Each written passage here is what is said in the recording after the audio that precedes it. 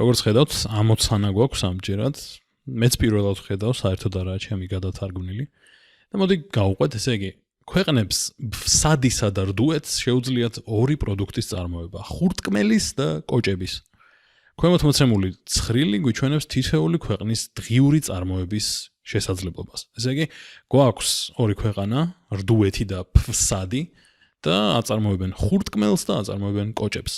და მოცემული გვაქვს თითოეული მათგანი დღიურად რამდენს აწარმოებს. როგორც ჩანს, რთული არის. ხურტკმელი უფრო სწორი იქნება, რომ მოჰყავთ თქვა, მაგრამ მოდი წარმოებას ვიტყვი ხოლმე. და რაც გვეკითხებიან, მოდი ვნახოთ, ესე იგი, რამდენიმე კითხვა არის. იმის გათვალისწინებით, რომ ცხრილში რიცხვები ეფუძნება მოცემულობას, რომ ორივე ქვეყანას ერთი და იმავე რაოდენობის სამუშაო ძალა და კაპიტალური ინვესტიცია გააჩნია, ანუ საწყისი პირობები, რესურსი, ასე შემდეგ თანაბარი აქვს, რომელს აქვს აბსოლუტური უპირატესობა.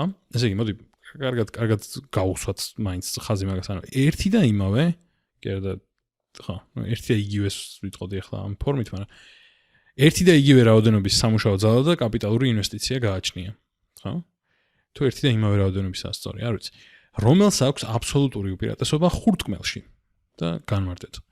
ესე იგი, ნახოთ ახლა, რომელს აქვს აბსოლუტური უპირატესობა ხურტკმელში. აბსოლუტური უპირატესობა გულისხმობს იმას, რომ, ამ შემთხვევაში ძალიან მარტივად გაქვს საქმე, ვიცით, რომ საწყისი რესურსი ყველაფერი თანაბარია, მაშინ უბრალოდ პირდაპირ მეტს რომელი აწარმოებს ამ საწყისი თანაბარი პირობების ფონზე.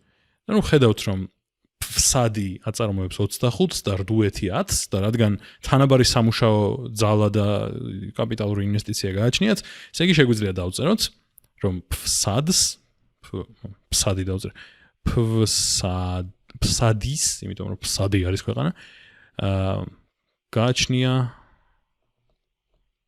გააჩნია აბსოლუტური. წესიად ვერ წერ რამჯერს. აბსოლუტური უპირატესობა. ხურტკმელის ძალიან აურია მოყვანაში. მინდა რომ დრო არ ვკარგო ამის მოყვანაში მინდა რომ დრო არ ვკარგო ამის წერაში და ამიტომ სწრაფად ვაკეთებ. კარგი, შემდეგი გამოთვალეთ ხურტკმელის ალტერნატიული ღირებულება რდუეთში, ალტერნატიული დანახარჯი იგივე. მოდი ჩვენ ავდგეთ და ეს ალტერნატიული ღირებულება ყველა შემთხვევაში დავთვალოთ, იმიტომ რომ ზოგადად როცა ასეთ ამოცანას აკეთებ, თუ ძალიან სწრაფი საქმე არის, რომ ესეთი მონაცემები ყველა გაარკვიო, ჯობს ბარემ გაარკვიო.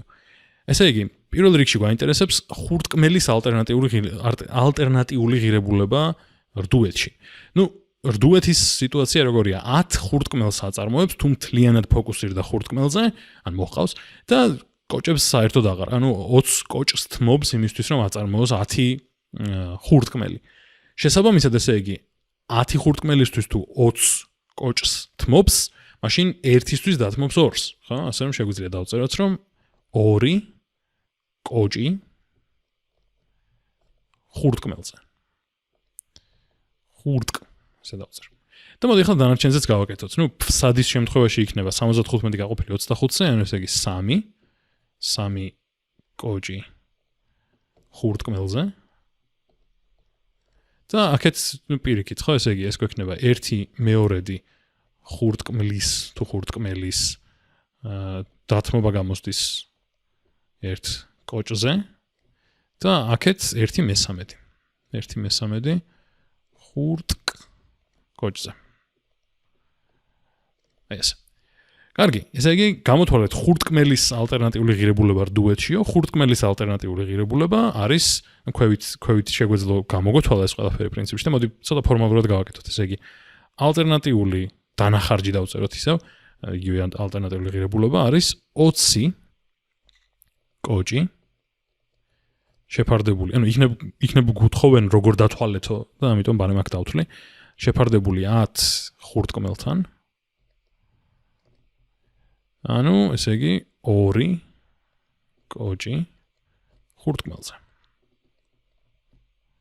ეს არის რდუეთში, როგორც გთხოვეს. კარგი. ვის აქვს კონკურენტული უპირატესობა კოჭებში? ესე იგი, ახლა კონკურენტული უპირატესობა არის ცოტა უფრო იშვიათად რომ შეგხვდება ეგეთი ტერმინი, სინამდვილეში ამბობენ ხოლმე შედარებითი უპირატესობა. ანუ ფარდობით უპირატესობასაც ამბობენ და კონკურენტულ უპირატესობასაც, მაგრამ ჩვენ ვუძახდით შედარებით უპირატესობას და მაგას ვეკითხებიან რეალურად. და ახლა ნახოთ, კოჭებში ვის აქვს შედარებითი ან კონკურენტული უპირატესობა. ახლა ესე იგი, კოჭების წარმოება რდუეთს უჯდება 1/2 ხურტკმელი კოჭზე და ფსადს 1/3, ანუ ნაკლები. ესე იგი, გამოდის რომ შედარებითი უპირატესობა გააჩნია ფსადს, ესე იგი, ფსადს 1/3 ხურტკმელი უჯდება კოჭის წარმოება. და შეგვიძლია მივაწეროთ, რომ 1/2 უჯდება რდუეთს, მაგრამ ეგეთი აუცილებელიც აღარ არის ეს. და საქმე ის რომ კიდევ გვაქვს რამდენიმე კითხვა. ესე იგი, ეს ორია სულ. მოცემულმა ქვეყნებმა რომ დაიწყონ სპეციალიზაცია და ვაჭრობა.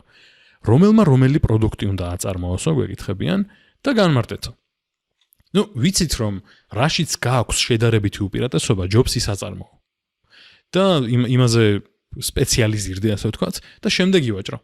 ასე რომ შეგვიძლია დავწეროთ, რომ თუ შევხედოთ ზემოთ, ფსადს აქვს შედარებითი უპირატესობა კოჭების წარმოებაში, მაგრამ ხურტკმელის წარმოებაში ჩანს, რომ რდუეთს აქვს შედარებითი უპირატესობა, ხო? ესე იგი, შეგვიძლია აქ დავწეროთ ქვემოთ, რომ მოკლედ დავწერ, ფსადი უნდა სპეციალიზდეს კოჭებში, რდუეთი სპეციალიზდეს ხურტკმელში. ხომ არ მეშლება, ხო, სწორად აკეთებ. კი. ხო, სპეციალიზდეს ხურტკმელში და კიდე რა უნდა საქმე, რომელმა პროდუქტი უნდა აწარმოოს, ეგ ვიცით. კარგი, მე მგონი მეტი არაფერი აინტერესებთ, ხო? ანუ რომ დაიწყონ სპეციალიზაცია და ვაჭრობა, რომელი პროდუქტი უნდა აწარმოოს და განმარტეთ, ხო? მიზეზი არის ეს და აღარ მივაწერ უბრალოდ, იმიტომ რომ დროს დავკარგავთ. მიზეზი არის ის, რომ ალტერნატიული დანახარჯი ნაკლები აქვს ფსადს კოჭებში, ანუ აქვს შედარებითი უპირატესობა და ამიტომ უნდა აწარმოოს ეს და რდუეთმა შესაბამისად ხურტკმელი. ანუ ეს რომ გამოცდა იყოს დავწერდი, მაგრამ ახლა არ დავწერ. და ბოლოს ხურტკმელის რა ფასზე შეთანხმდებოდნენ ფსადი და რდუეთი და ესეც განმარტეთო. ახლა მოდი შევხედოთ, ესე იგი, ხურტკმელზე გვეკითხებიან, ხო? ანუ მივაქციოთ ყურადღება, რომ ხურტკმელის რა ფასზე. ვიცით, რომ რდუეთი არის, რომელიც ხურტკმელის წარმოებაში არის უკეთესი, ან მოყვანაში. და შეგვიძლია დავწეროთ, რომ რდუეთისთვის, ესე იგი, რდუეთის ალტერნატიული დანახარჯი ხურტკმელში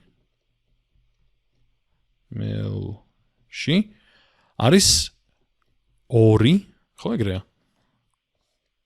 2 ხურტკმელი, კი არა, 2 კოჭი ხურტკმელზე, ესე იგი 2 ენის გასატეხი რა მინდოდა ამ სიტყვებს რომ ვიგონებდი აქ. ხურტკმელზე. და ფსადის შემთხვევაში ალტერნატიული დანახარჯი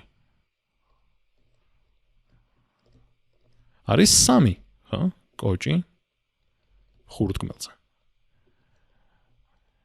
ესე იგი, გამოდის, რომ თუ რდუეთი მოახერხებს, რომ ვაჭრობისას, ანუ რადგან მისი ალტერნატიული დანახარჯი არის 2 კოჭი ხურტკმელზე.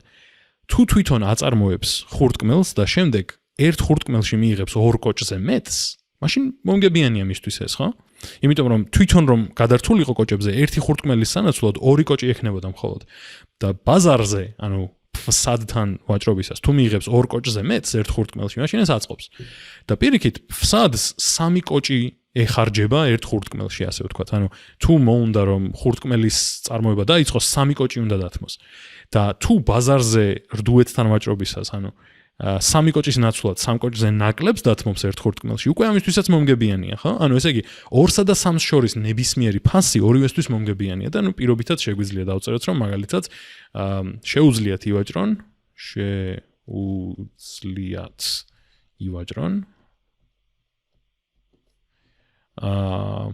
ასეთ ფასში, ანუ 2.5 ან მოდი ესე დავწერ. შეუძლიათ ივაჭრონ შემდეგნაირად.